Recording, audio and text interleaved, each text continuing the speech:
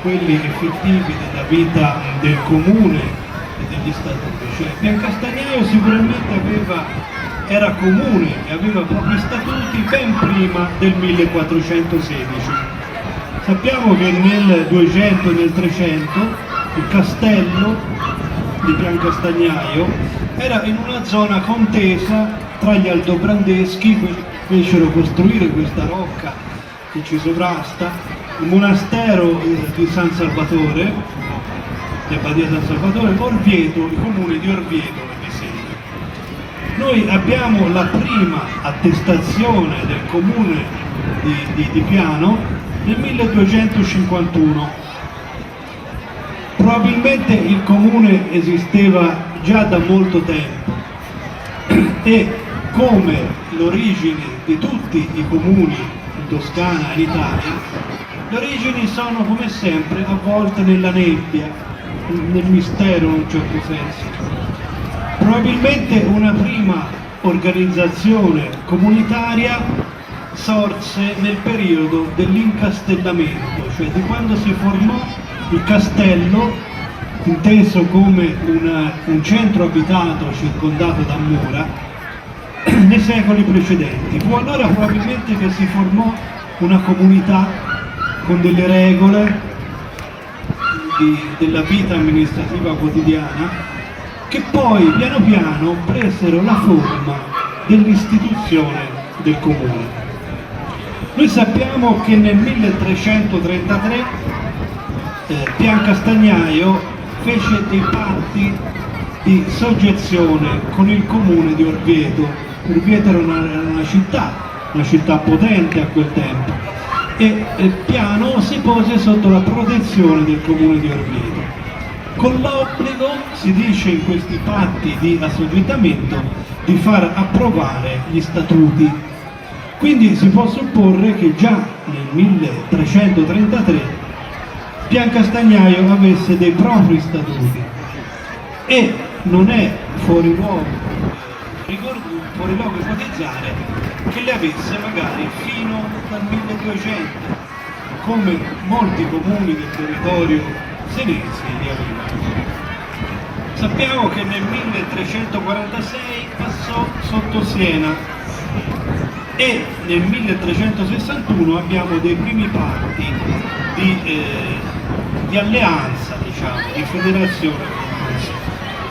Dopo seguì un periodo negativo per Piano, perché fu il periodo dal 1368 al 1381 di occupazione del conte di Pitigliano Niccolò Orsini, e questo è ricordato come un periodo abbastanza difficile, tant'è che i pianesi nel 1415, quando entrano stabilmente a far parte della Repubblica di Siena, ricordano che si sono assoggettati alla potente città spontaneamente e deliberatamente, per evitare le angherie, le devastazioni e i precedenti soprusi avvenuti, parlano sotto un duro gioco di servitù.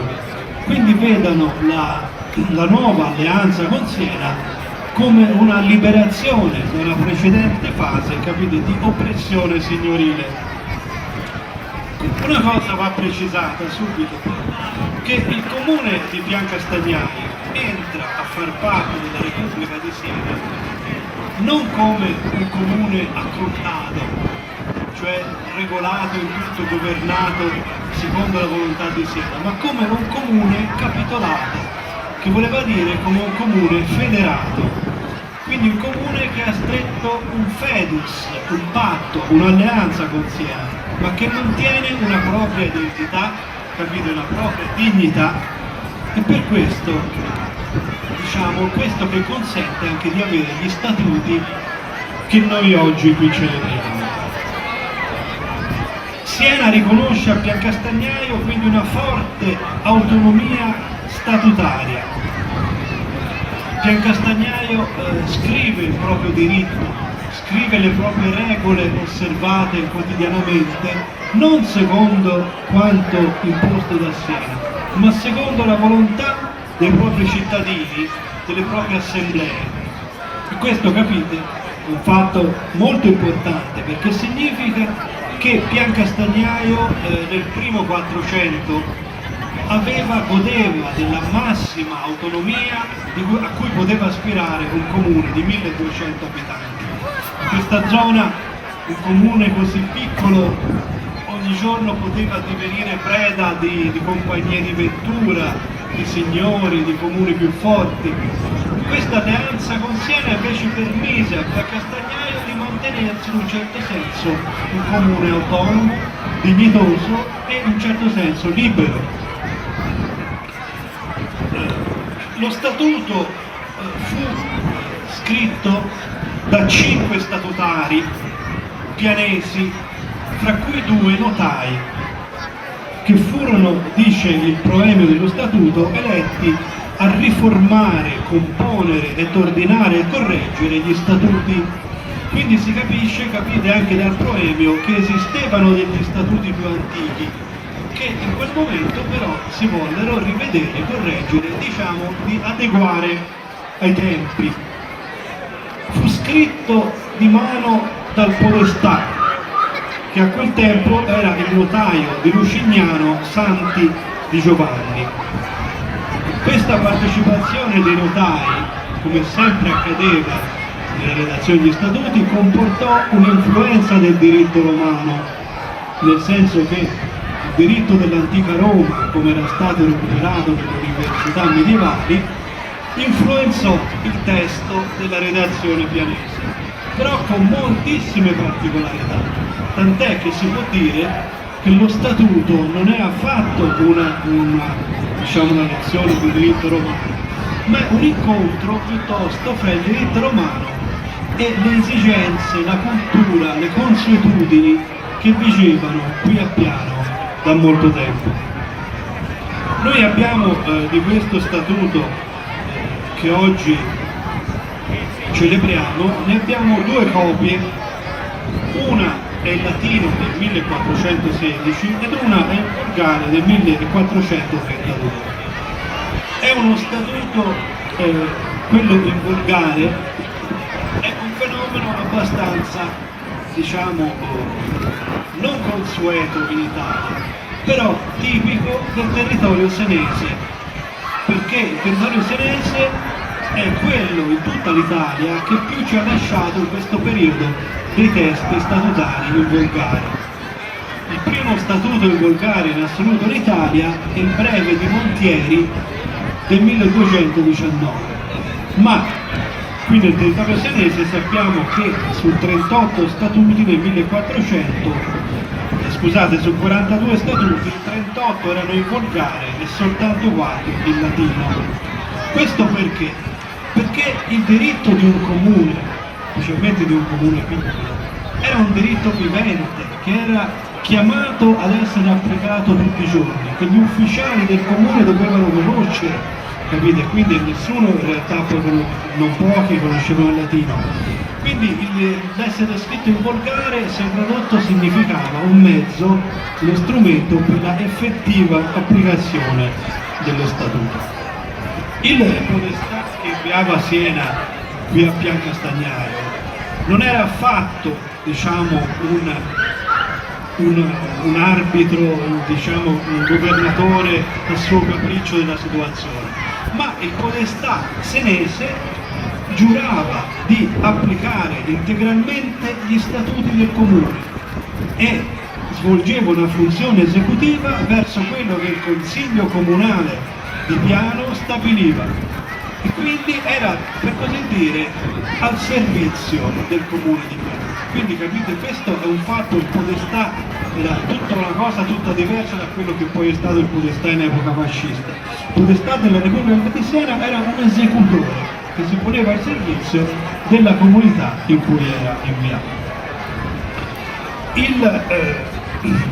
C'è una rubrica nello statuto, che è uno statuto ampio perché conta addirittura 340 rubriche.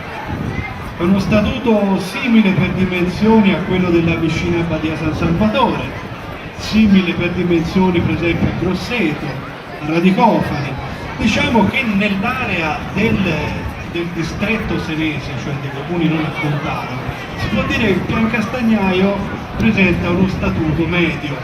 Ci sono statuti nel senso che presentano un'autonomia ancora maggiore, per esempio Sarteano e Chianciano nel 400 erano quasi delle piccole repubbliche autonome che solo formalmente, diciamo, riconoscevano la superiorità di Siena e ne godevano della protezione. Veramente ora stiamo lavorando alla pubblicazione dello statuto di Sarteano e si può dire che veramente siamo a un passo dall'essere una repubblica indipendente come al tempo era San Marino, per esempio. Siamo veramente ad un passo. Piancastagnaio è una situazione intermedia, cioè non gode di quel grado di autonomia, però è uno statuto consistente che dimostra che era un comune in certo qual modo libero e che voleva fortemente difendere la propria libertà. Leggendo lo statuto comunque se ne può rendere facilmente conto. Una svolta importante qui si ebbe ai primi del 600. Ai primi del 600, nel 1601, Piancastagnaio fu infeudata, divenne feudo del marchese Giovanni Battista Bourbon e qui le cose cambiarono perché gli statuti rimasero in vigore, ce lo testimoniano le fonti ancora a fine 600, 700 che il vecchio statuto quattrocentesco rimase in vigore, però capite ora c'era il marchese, quindi il marchese intervenne più volte con i propri ordini, i propri bandi, modificando anche consistentemente, diciamo, quella che era l'organizzazione comunale, nel senso che i pianesi persero molta della propria antica libertà del Medioevo e si dovettero assoggettare, diciamo, anche al governo del marchese. Fra l'altro delle fonti del 600 testimoniano che i marchesi Bourbon del Monte, diciamo, ebbero un governo anche per certi versi con aspetti oscuri, diciamo, aspetti buffi, nel senso che avrebbero ospitato dei banditi, insomma stravolsero un po' quelli che erano i diritti del comune, perché bisogna tenere presente che era marchesato, però il comune continuava ad esistere, quindi c'era una dialettica tra marchese e comune, capito? E sembra che il marchese non sempre abbia in realtà rispettato i diritti del comune. È uno statuto che dicevo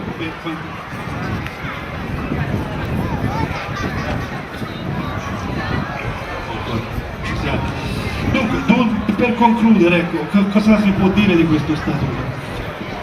Cosa mi preme dire? Che era uno statuto che prevedeva una forte partecipazione popolare. I comuni medievali necessariamente, perché non c'era uno Stato sopra di loro, necessariamente chiedevano un coinvolgimento totale della popolazione, anche nei compiti proprio operativi, della manutenzione delle strade, dell'igiene cittadina, delle infrastrutture, richiedevano, pensate che il comune medievale di Piancastagnaio aveva circa 50 cariche minori, a parte il podestà, il consiglio, il camerlengo che gestiva i soldi, queste cariche, 50 cariche minori che erano ricoperte a veloce rotazione dagli stessi pianesi.